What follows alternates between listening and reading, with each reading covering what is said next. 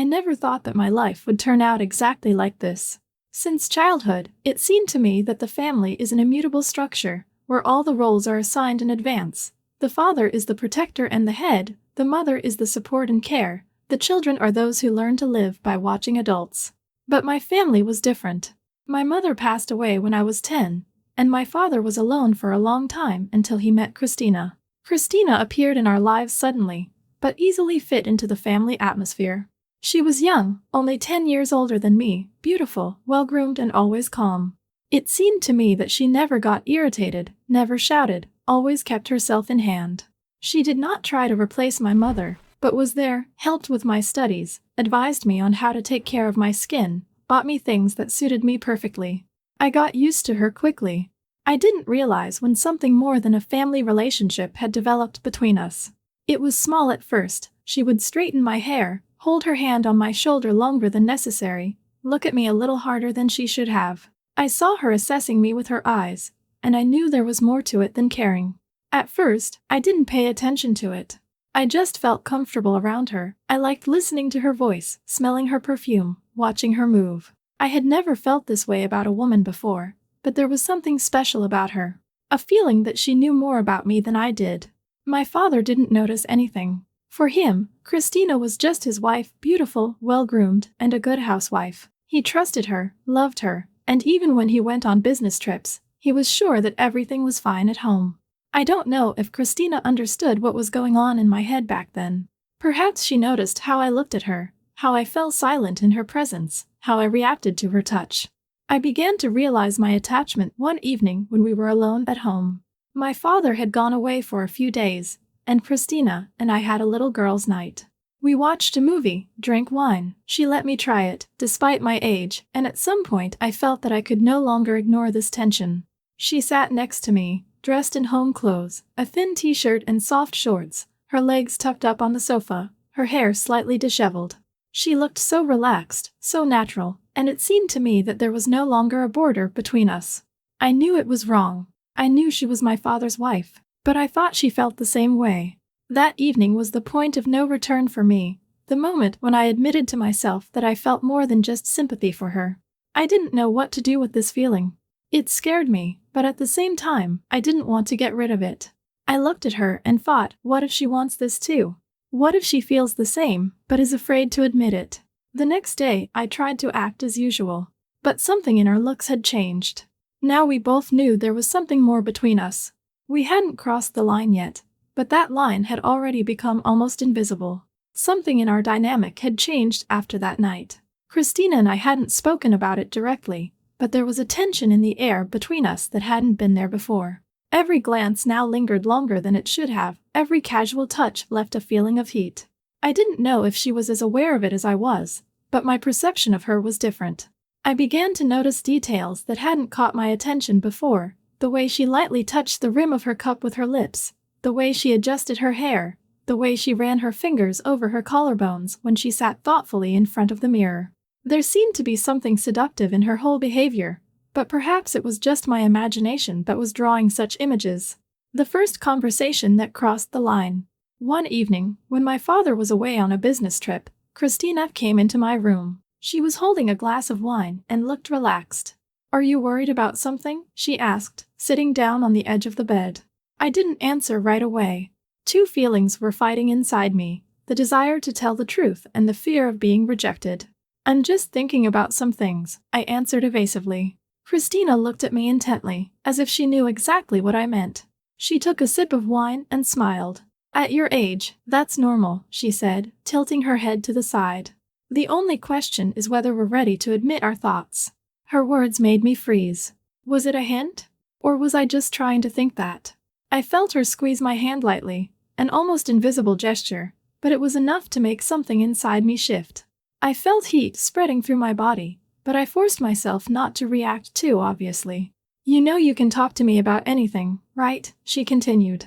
I didn't know if it was a test, but I decided not to risk it. "Of course," I answered briefly, turning away so as not to show my emotion. Christina didn't insist, but at that moment I realized that something was really going on between us. She felt it, I felt it, but neither of us dared to make the first move. After this incident, Christina started to behave differently. Or maybe I just started to notice it differently. She touched me more often now, straightening my hair, hugging me goodbye for a little longer than necessary, leaning in too close when she spoke. These were small things, but they haunted me. One day, while we were watching a movie, she laid her head on my shoulder. It was an innocent gesture, but I felt myself tense up. I was afraid to breathe, afraid to move, lest I ruin the moment. I realized that I wanted more. But what if she's just playing? What if I'm imagining this? I tried to analyze her behavior, but there was no logic in it. Sometimes it seemed to me that she was consciously pushing me to do something, and sometimes that I was simply suggesting to myself something that was not really there. One evening, when we were alone at home again, a moment happened that completely changed my perception.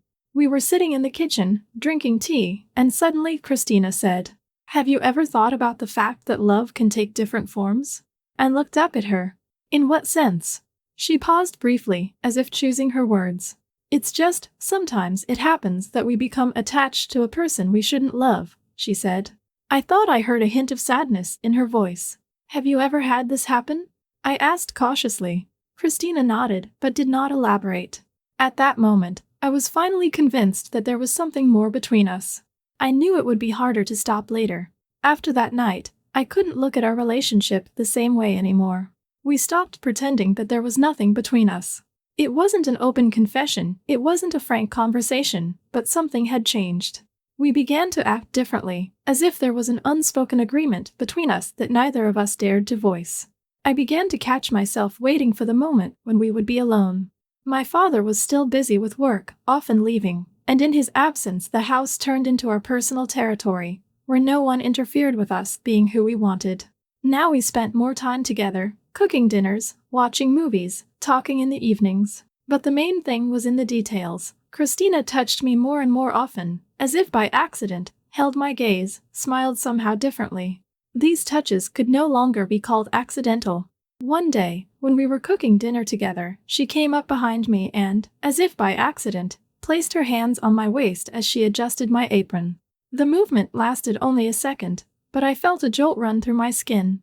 She, too, froze for a moment before quickly removing her hands, but we both knew that moment was significant. I felt the tension growing. It was no longer an easy game, it had become something that we wanted to resolve, to bring to a logical conclusion. But none of us took the decisive step. At some point I started to doubt, isn't she afraid? After all, she's an adult, she's my father's wife. She has something to lose, and I just wanted to be near her. Everything changed one evening when we were watching a movie. We were sitting on the couch, a blanket was shared between us, but we weren't touching each other. I felt that she was as tense as I was. At some point she took a deep breath and said, "Sometimes I feel like I'm doing something wrong." I turned my head towards her, but she didn't look at me. "What do you mean?" She paused and then replied, "I feel like I'm getting more attached to you than I should."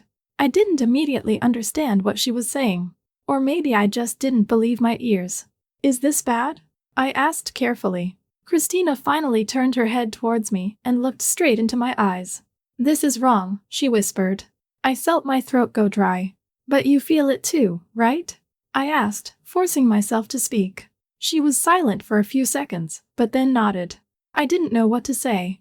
It was the first real confession, the first time she didn't try to pretend nothing was happening. "I don't know what to do with this," she said, tucking her hair behind her ear. "We can do nothing," I suggested. She smiled, but there was no lightness in her eyes. "Do you think it's that simple?" I kept quiet. I knew it wasn't easy. I knew we'd both come too far to just pretend it didn't happen. Christina slowly covered my hand with hers and ran her fingers over my skin. "If we go further, there will be no turning back," she said quietly. I looked at our hands. "Are you afraid of this?" She fell silent again. "I'm afraid," she finally said. But she didn't remove her hand. That night I couldn't sleep for a long time because I couldn't stop thinking about her words. I replayed the conversation in my head over and over again, remembering every pause, every movement of her hands, every glance she cast at me, hesitating to say something out loud. Everything that happened between us stopped being a game, stopped being vague hints, because now we both recognized that these were not just casual touches or friendly attentions. That morning at breakfast, I tried to act as if nothing had changed, but I knew Christina was thinking the same thing. She was calm as always, but there was something new in her gaze, something I hadn't noticed before. She avoided making eye contact for too long, but when our eyes met, I could see the underlying tension in her eyes that she was clearly trying to suppress. When my father called from the road to say he'd be a few more days away from work, I knew that this fact would change the course of events. Now we had time, we had space, and we had no excuse to continue to pretend that nothing was happening between us. That evening, I came out of the shower to find Christina sitting in the living room, absent-mindedly flipping through the pages of a book, but her eyes were empty. I sensed that she was waiting for me, although she had given no indication that she was. I walked over to the chair, leaned against the back, and looked at her, not knowing what to say, but knowing for sure that I didn't want to leave things as they were. "Are you thinking about it?" I asked, not hiding the tension in my voice, because I no longer saw the point in being cautious. Christina put the book down, raised her head and looked at me so intently that I felt everything inside me shrink. "You do understand how wrong this is, right?" Her voice was calm, but it didn't have the confidence I was used to hearing before. I nodded slowly, because of course I understood, but that didn't change the fact that I wanted to be near her. "Then why do we keep doing what we do?" she continued, leaning forward and interlacing her fingers on her knees as if trying to find some sort of foothold. I sighed, knowing that an honest answer wouldn't bring us any relief, but I simply couldn't say anything else.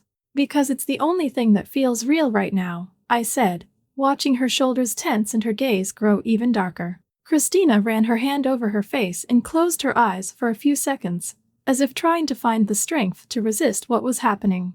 "We need to stop," she said so quietly that I had to lean closer to hear. I nodded, but didn't take a single step back, because every word she said sounded not like a firm decision, but like an attempt to convince herself of something she hadn't believed in for a long time. "Then stop me," I whispered, feeling how the tension between us reached a limit beyond which there was no return to the previous relationship. She looked at me as if she was struggling with herself, as if she was trying to find the last drop of strength to make the right choice, but she no longer had that strength. She didn't stop me. I felt my insides tighten in anticipation of her next move, her next word, her decision that would determine everything that would happen between us. Christina continued to look at me, not saying a word, but that silence made more sense than any admission she could have made. I saw her fingers clench, the muscles in her neck tense, her breathing become ragged, as if she were struggling with herself, not knowing what to do. She slowly raised her hand and ran her fingers over my wrist, touching the skin so carefully, as if she was afraid that this touch would change everything. I felt how this slight movement sent shivers down my body, how my breath caught, and I couldn't move from the spot. I just stood there in front of her, letting her decide what the next step would be. "We can't," she finally breathed out, but her fingers didn't move away. On the contrary, they slowly slid higher, along the inside of my arm, causing me a feeling that I couldn't get rid of. "Then why don't you stop me?" My voice was barely audible, but I knew she heard every word as clearly as I did. Christina closed her eyes for a moment, as if trying to find the strength to stop, but when she looked at me again, I realized that she had long since lost control of what was happening. She stood up from her chair, finding herself only a few centimeters away from me, so close that I could feel her breath on my skin, feel the warmth of her body, and it was excruciating.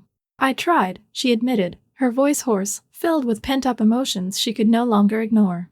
I didn't know what to say, because every word now seemed superfluous, unnecessary, meaningless, when there were no barriers between us anymore, except for those we tried to invent for ourselves.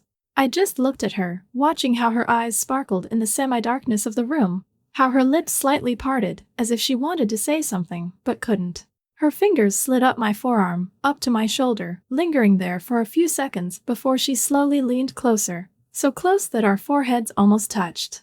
I could smell her, feel the warmth of her breath, and it drove me crazy because I wanted more. I wanted to cross the line that we had set for ourselves. But at that moment, something changed. She pulled away abruptly, as if she had come to her senses, as if she had realized that she was about to make a mistake that could no longer be corrected. "No," she said sharply, taking a step back, and I saw how her hands were shaking, how she was pressing them to herself, as if trying to restrain herself, not to allow herself to do something she would later regret. I didn't move, didn't say a word, just looked at her, waiting for her to say more, But she was silent, just breathing heavily, and then, without looking at me, turned around and left the room. I was left alone, feeling my heart pounding in my chest, everything inside me screaming from unfulfilled desire, from the impossibility of completing what we had both been holding back for so long. I didn't know what would happen next, but one thing was clear: there was no turning back now. I stood in the middle of the room, listening to her footsteps recede down the hallway, and I felt a tension building inside me that was impossible to ignore. She was trying to stop, trying to leave, but I could see in her eyes, in her breathing, in the trembling of her fingers, she wanted to stay, she wanted to go further, but she couldn't allow herself to. I didn't think, I just followed her, went out into the hallway, saw her standing at the door to her bedroom, breathing heavily, squeezing her fingers on the door handle, as if she was about to leave and at the same time not finding the strength to take that last step. "Christina," I said her name barely audibly, but she shuddered, as if my words were a touch from which it was impossible to hide. She didn't turn around right away, just stood there, gripping the door handle so hard her knuckles turned white, and then, after a long, agonizing second, she finally turned to face me. "You have to go," she whispered, but there was no firmness in her voice. It sounded as if she was trying to convince herself, not me. I took a step forward, closing the distance between us, feeling the air in the corridor become heavy, thick, filled with something that could not be explained in words. "Tell me you don't want this," I said slowly, looking her straight in the eyes, forcing her to meet my gaze, not letting her turn away again. Christina was silent, her chest heaving, her lips parted, but no words came, and then I realized she wouldn't say it. I took another step. Now there were no more than a few centimeters between us. I heard her quickened breathing, saw how her fingers trembled when she loosened her grip on the door handle. "This is wrong," she whispered again, but she didn't take a single step back. On the contrary, her body seemed to be reaching out to me, even if she herself didn't realize it. I slowly raised my hand and touched her wrist with my fingertips, a light, almost weightless touch, but she sharply sucked in air, as if this movement sent an electric shock through her body. "Then stop me," I repeated again, my hand sliding higher to her elbow, feeling her muscles tense, her breathing becoming even more ragged. She closed her eyes for a moment, as if trying to compose herself, but then, suddenly, her fingers tightened on my wrist, not pushing away but holding, and the touch was so hot that I almost lost control. I felt her warmth, I smelled her, I saw her lips trembling, her shoulders rising in an attempt to breathe evenly, but she couldn't. "I can't," she finally breathed out, and I didn't know what she meant exactly, can't stop or can't let it happen. Her fingers tightened around my wrist, and in that moment I knew she wouldn't let go, even if she had to. I slowly leaned closer, so close that our foreheads almost touched. I felt her breath on my skin, heard it ragged, her lips trembling, but at the last second she suddenly unclenched her fingers and stepped back. "No," her voice was barely audible, almost soundless, but there was so much struggle in it, so much internal conflict, that I froze. I saw her struggling with herself, wanting to take a step forward but forcing herself to retreat, her chest heaving, her hands clenching into fists as if she was afraid to give in to desire. I knew that if I took one more step, if I touched her again, she wouldn't be able to stop anymore. But before I could do so, a sound rang out in the house, sharp, sudden, shattering the fragile silence between us. We both froze, our eyes met, and the next moment, Christina retreated, turned away, and quickly disappeared into her room, leaving me standing in the darkness of the hallway, feeling my insides burn from what had almost happened. I didn't know what would happen next, but now I was sure of one thing: she wanted it too, just as much as I did. The next morning I woke up early, although I had barely slept. All night long I had been replaying in my head the events that almost happened between us, feeling her touch, hearing her breathing, remembering how her fingers trembled when she tried to stop something that had long since gotten out of control. I knew that after this night, nothing would ever be the same. There was nothing left unsaid between us now, no doubt that we both felt the same. But what did that mean? How were we supposed to live our lives, knowing that we had almost crossed a line that should not have been crossed? I stood up slowly, pulled on my robe, and walked out into the hallway. The house was quiet. I walked to the kitchen and saw Christina. She was standing at the stove, stirring coffee in her favorite mug, but her movements were mechanical, absent, as if she were somewhere far away. I walked into the room and she immediately tensed up but didn't turn around. "Good morning," I said carefully, but she didn't answer right away, only exhaling quietly after a few seconds. Good. Her voice was hoarse, as if she, too, had hardly slept. I slowly came closer, but she didn't turn around. She continued to look into the cup, as if she was trying to find there an answer to the question that had been tormenting her all night. Do you want to talk about it? I spoke first, because I couldn't stand this silence, which weighed on me more than any words. She froze, then slowly put the cup on the table and turned to face me. About what? Her gaze was tired, but there was no anger in it, no irritation, only deep internal tension. I took a slow breath. About what happened between us. Christina closed her eyes, ran her hand over her face, then looked at me again. Nothing happened between us, she said evenly, but her voice wavered, betraying the lie she was trying to force herself to believe. Are you serious? I took a step closer, and she immediately tensed up, but didn't back down. Are you really saying that everything that happened yesterday meant nothing? Christina took a deep breath, her fingers clenched into fists, and I realized how hard it was for her to say these words. It was a mistake, she said at last, but I saw in her eyes that she didn't believe it, just as she hadn't believed it last night. I nodded, but didn't take a step back. Then why didn't you leave? Why didn't you stop me when you had the chance? Christina was silent, her chest heaving, her fingers trembling, but she did not answer. Are you afraid? I asked quietly, and she closed her eyes, as if those words hurt her more than anything I could say. Yes, she finally whispered. I remained silent because I didn't know what else to say. Christina took a step back, took the cup, but did not touch the coffee. We need to stop. Her voice was quiet but firm. She looked at me, waiting for me to agree, for me to say yes, you're right, for us both to pretend that nothing happened. But I couldn't. What if I don't want to? I asked, and she took a deep breath, as if that was the hardest thing she could hear. She looked at me for a long time, so long that it seemed to me that time stood still. Then we'll have to learn to live with it, she said finally, and turned away, leaving me alone in the middle of the kitchen, burning with desire, with pain, with the realization that we both wouldn't be able to let each other go, but we wouldn't be able to allow ourselves more either.